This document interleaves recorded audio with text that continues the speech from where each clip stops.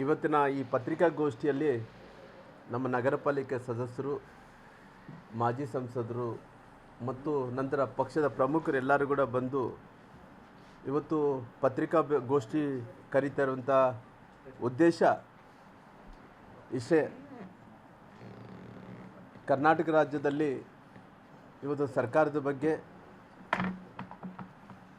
ಸರ್ಕಾರದ ಜೊತೆಯಲ್ಲಿ ಇವತ್ತಿದ್ದಂಥ ವಿದ್ಯಮಾನಗಳ ಬಗ್ಗೆ ನಾವು ಪತ್ರಿಕಾಗೋಷ್ಠಿಯನ್ನು ಕೂಡ ನಾವು ಕರೆದಿದ್ದೇವೆ. ಹಂಗಾಗಿ ಇವತ್ತು ಕಾಂಗ್ರೆಸ್ಸಿನ ಪಾರ್ಟಿ ಇಂದಿರಾ ಗಾಂಧಿ ಕಾಲದಲ್ಲಿ ಇವತ್ತು ವಿಮಾನ ಯಾವ ರೀತಿಯಲ್ಲಿ ವೇಗವಾಗಿ ಹಾರಾಡ್ತೈತೇನೋ ಆ ರೀತಿಯಲ್ಲಿ ಕಾಂಗ್ರೆಸ್ ಪಾರ್ಟಿ ಕೂಡ ಆ ವಿಮಾನದ ವೇಗದಲ್ಲಿ ಅವತ್ತು ಪಾರ್ಟಿ ನಡೀತಾ ಇತ್ತು. ಇವತ್ತು ಕಾಂಗ್ರೆಸ್ ಪಾರ್ಟಿಯನ್ನು ಇಂದಿರಾ ಗಾಂಧಿ ಕಾಲದಿಂದ ಇವತ್ತಿನ ತನಕ ನೋಡಿದರೆ ಅದು ಬರ್ತಾ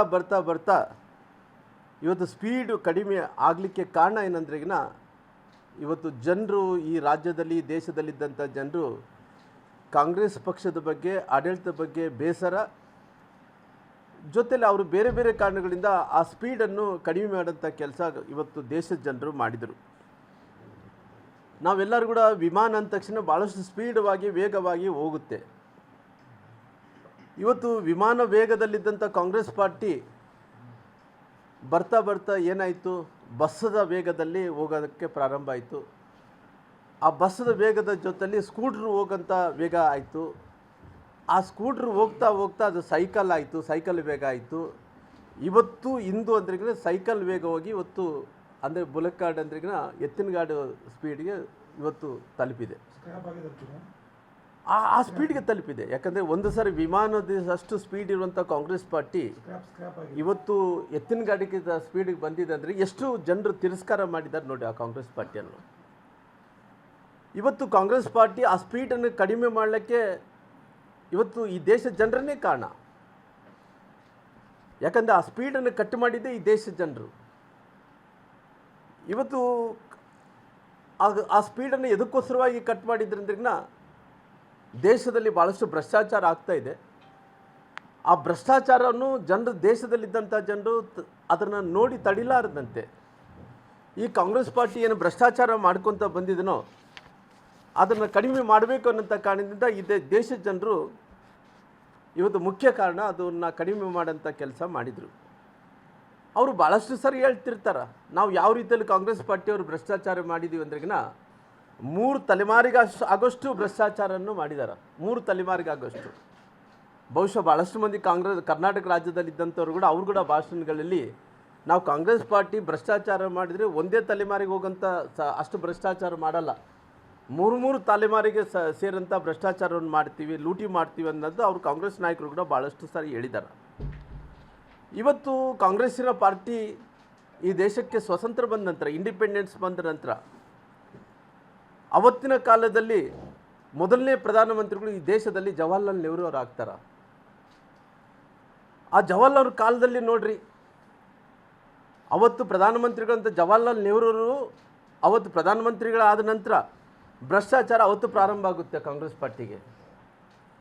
ನಂತರ ಅವತ್ತು ಪ್ರಧಾನಮಂತ್ರಿಗಳಾದ ನಂತರ ಈ ದೇಶಕ್ಕೆ 1947ರಲ್ಲಿ ದೇಶಕ್ಕೆ ಸ್ವಾತಂತ್ರ್ಯ ಬಂದ ನಂತರ 1948ರಲ್ಲಿ ಭಾಳ ದೊಡ್ಡ ಹಗರಣ ಆಗುತ್ತೆ.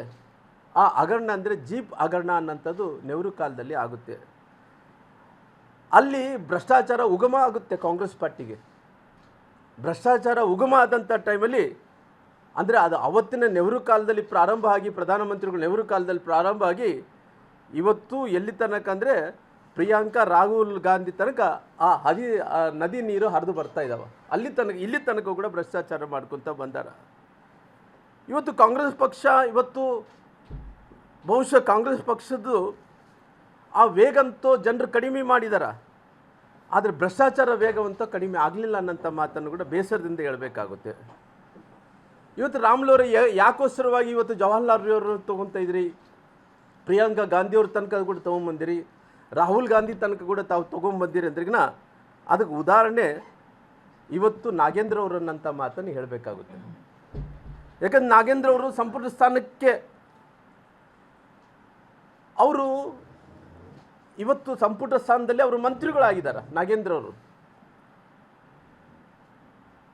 ಅಂದರೆ ಅವರು ನಾಗೇಂದ್ರ ಅವರು ಮಂತ್ರಿ ಆದ ನಂತರ ನಾನು ಎದಕ್ಕೆ ಕಂಪೇರ್ ಮಾಡ್ತಾ ಇದ್ದೆ ಅಂದರೆ ಭ್ರಷ್ಟಾಚಾರಕ್ಕೆ ಯಾವ ರೀತಿಯಲ್ಲಿ ಕಾಂಗ್ರೆಸ್ ಪಾರ್ಟಿ ಬೆಂಬಲಿಸ್ತಾ ಇದೆ ಅನ್ನೋಂಥ ಮಾತನ್ನು ಕೂಡ ನಾನು ಹೇಳಬೇಕಾಗುತ್ತೆ. ಯಾಕಂದರೆ ವಾಲ್ಮೀಕಿ ನಿಗಮದಲ್ಲಿ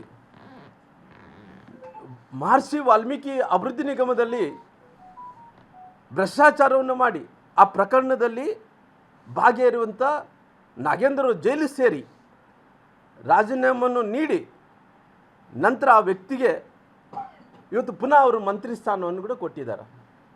ನಾನು ಕಾಂಗ್ರೆಸ್ ಪಾರ್ಟಿಯನ್ನು ನೇರವಾಗಿ ಕೇಳ್ತೀನಿ, ನಿಮ್ಮ ಕಾಂಗ್ರೆಸ್ ಪಾರ್ಟಿ ಅವತ್ತು ನೆಹರು ಕಾಲದಲ್ಲಿ ಕೂಡ ಹಗರಣ ಮಾಡಿದ್ರಿ. ಪ್ರಿಯಾಂಕಾ ರಾಹುಲ್ ಗಾಂಧಿ ತನಕ ಕೂಡ ಅದು ಉಗಮ ಹಾಕೊಂತ ನದಿ ಹರಿದಂಗೆ ಹರಿದುಕೊಂಡು ಬರ್ತಾ ಇದೆ. ಇವತ್ತು ಮಹರ್ಷಿ ವಾಲ್ಮೀಕಿ ಅಭಿವೃದ್ಧಿ ನಿಗಮದಲ್ಲಿ ನಾಗೇಂದ್ರ ಅವರು ಭ್ರಷ್ಟಾಚಾರ ಮಾಡಿದ್ದನೆಂದ್ರಲ್ಲಿ ಜೈಲಿಗೆ ಹಾಕಿ ಆ ಜೈಲಿಗೆ ಹಾಕುವಂಥ ಟೈಮಲ್ಲಿ ಅವರು ರಾಜೀನಾಮೆಯನ್ನು ಕೊಟ್ಟರು. ರಾಜೀನಾಮೆಯನ್ನು ಕೊಟ್ಟ ನಂತರ ಇವತ್ತು ಪುನಃ ಅವ್ರು ಏನು ಸಾಧನೆ ಮಾಡಿದಾರೋ ಗೊತ್ತಿಲ್ಲಾಗಲಿ ನಾಗೇಂದ್ರ ಅವರು ಇವತ್ತು ಹೈಕಮಾಂಡ್ ಅವರು ಅವ್ರಿಗೆ ಗಿಫ್ಟ್ ಕೊಟ್ಟಿದ್ದಾರೆ. ಏನಂದರೆ ಮಂತ್ರಿ ಸ್ಥಾನ ನಿಮ್ಗೆ ಅಂದೇಳಿ ಗಿಫ್ಟ್ ಕೊಟ್ಟಿದ್ದಾರೆ. ಮಹರ್ಷಿ ವಾಲ್ಮೀಕಿ ಅಭಿವೃದ್ಧಿ ನಿಗಮದಲ್ಲಿ ಇವತ್ತು ಎಷ್ಟು ಆರೋಪಗಳು ಅಂದ್ರೆ ಸಾಕಷ್ಟು ಬೆಳಗ್ಗೆ ನೀವು ಎದ್ದರೆ ಸಾಕು ಮಹರ್ಷಿ ವಾಲ್ಮೀಕಿ ಅಭಿವೃದ್ಧಿ ನಿಗಮದಲ್ಲಿ ಸಾಕಷ್ಟು ಅವರು ಮಂತ್ರಿಗಳಾದ್ಮೇಲೆ ಎಲ್ಲ ಭ್ರಷ್ಟಾಚಾರವನ್ನು ಕೂಡ ಮಾಡಿದ್ದಾರೆ. ಅವರಲ್ಲಿ 1 ಕೇಸ 2 ಕೇಸ ಸುಮಾರು 8 ಕೋಟಿ ರೂಪಾಯಿ ಮನಿ ಲ್ಯಾಂಡ್ರಿಂಗ್ ಕೇಸದಲ್ಲಿ ನಾಗೇಂದ್ರ ಅವರು ಇದ್ದಾರೆ. 8 ಕೋಟಿ ರೂಪಾಯಿ ಮನಿ ಲ್ಯಾಂಡ್ರಿಂಗ್ ಕೇಸಲ್ಲಿ ನಾಗೇಂದ್ರ ಅವರು ಇದ್ದಾರೆ. ಜೊತೆಯಲ್ಲಿ ಚಂದ್ರಶೇಖರ್ ಅನ್ನಂಥ ವ್ಯಕ್ತಿ ಸಾವಿಗೆ ಕಾರಣದಂಥವ್ರು ನಾಗೇಂದ್ರ ಅವರು. ಬಳ್ಳಾರಿಯ ಲೋಕಸಭೆ ಚುನಾವಣೆಯಲ್ಲಿ ಮಹರ್ಷಿ ವಾಲ್ಮೀಕಿ ಅಭಿವೃದ್ಧಿ ಹಣವನ್ನು ಬಳಸಿದಂಥವರು ನಾಗೇಂದ್ರ ಅವರು. ಹೈಕಮಾಂಡ್ಗೆ ಒಂದು ರೀತಿ ದಾನದ ರೂಪದಲ್ಲಿ ಕೊಟ್ಟಂಥವ್ರು ನಾಗೇಂದ್ರ ಅವರು. ಹೈಕಮಾಂಡ್ಗೆ ದಾನದ ರೂಪದಲ್ಲಿ ಕೊಟ್ಟಂಥವ್ರು ಹೈಕಮಾಂಡ್. ಚಂದ್ರಶೇಖರ್ ಅನ್ನಂಥ ವ್ಯಕ್ತಿ ಒಬ್ಬ ಅಧಿಕಾರಿಯನ್ನು ಅವ್ರ ಕುಟುಂಬದವ್ರನ್ನ ಕಣ್ಣೀರು ಹಾಕ್ಸಿದಂಥವ್ರು ನಾಗೇಂದ್ರ ಅವರು. ಅವ್ರ ಪರಿಸ್ಥಿತಿ ಇವತ್ತು ಇಡಿ ತನಿಖೆಯಲ್ಲಿ ಎದುರಿಸ್ತಾ ಇರುವಂಥವ್ರು ನಾಗೇಂದ್ರ ಅವರು. ನಕಲಿ ಬ್ಯಾಂಕ್ ಖಾತೆಗಳಲ್ಲಿ ಹಣವನ್ನು ಬೇರೆ ಕಡೆ ಹೂಡಿಕೆಯನ್ನು ಮಾಡಿದಂಥವ್ರು ನಾಗೇಂದ್ರ ಅವರು. ಇವತ್ತು ಪುನಃ ಅವರು ನಮ್ಮ ದುರಂತ ನೋಡಿ ಅವರು ಮಂತ್ರಿಗಳಾಗಿ ಇವತ್ತು ನಾಗೇಂದ್ರ ಅವ್ರನ್ನ ಮಂತ್ರಿಗಳಾಗಿದ್ದಾರೆ. ಜೂನ್ 2026ಕ್ಕೆ ಸುಮಾರಾಗಿ ಸಿ ಬಿ ಅವರು ಅವ್ರದ್ದು ವಿರುದ್ಧ ಕೇಸ್ ಮಾಡಿದಂಥ ಟೈಮಲ್ಲಿ 89 ಕೋಟಿ ಅಂತೇಳಿ ಕೇಸ್ ಮಾಡ್ತಾರೆ. ಅಂದರೆ 187 ಕೋಟಿ ಭ್ರಷ್ಟಾಚಾರ ಮಾಡಿದಂಥ ಟೈಮಲ್ಲಿ ಅಲ್ಲಿ ಸುಮಾರಾಗಿ ಬೇರೆ ಏನು ಇನ್ನು 100 ಕೋಟಿ ರೂಪಾಯಿ ಏನು ಹಣವಿದ್ದು ಆಲ್ರೆಡಿ ವಾಪಸ್ ಕಟ್ಟಿದ್ದಾರೆ. ಇನ್ನು ಸದನದಲ್ಲಿ ಇನ್ನು 100 ಕೋಟಿ ರೂಪಾಯಿ ಕೊಡಬೇಕು ಅನ್ನೋಂಥ ಒಪ್ಪಿಗೆಯನ್ನು ಕೂಡ ಅವತ್ತು ಕೊಟ್ಟಂಥ ಟೈಮಲ್ಲಿ ಕೂಡ ಅದನ್ನು ಸುಮಾರಾಗಿ ಸಿ ಬಿ ಐದವರು ಒಂದು ಆರೋಪಿ ಪಟ್ಟಿಯನ್ನು ಮಾಡೋಂಥ ಟೈಮಲ್ಲಿ 3 ಆರೋಪಿ ಪಟ್ಟಿ.